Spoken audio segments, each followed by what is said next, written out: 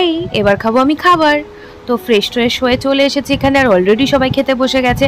আর এখানে ভাত, ডাল, আলু সেদ্ধ, পাঁপড় ভাজা, সঙ্গে ডিমের কারি। উফ, জাস্ট জমে যাবে এবারে। তো আমি বসে গেলাম খেতে, আর কি যে অসাধারণ খেতে ছিল।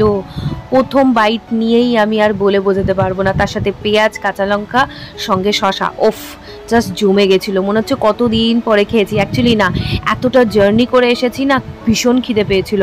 আর এই দেখো পেছনে দিদি, ওই দিদিরই সব ক্রেডিট, এত সুন্দর রান্না করেছে। আর ডিমের কারিটা তো অসাধারণ। আমি এখানে তৃপ্তি করে পা তুলে ভালো করে বসে খেয়েছি, কারণ পা তুলে ভালো করে না বসলে আমার খাওয়া হয় না।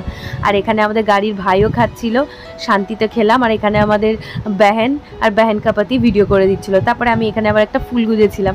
তারপরে আমরা সবাই মিলে বেরিয়ে গেছি সন্ধেবেলায় একটা অথেন্টিক ওদের একটা পানীয় খেতে। তোমাদেরকেও দেখাবো, চলো চলো। ভীষণ ঠান্ডা পড়েছে, উফ বাবারে, দেখাচ্ছি।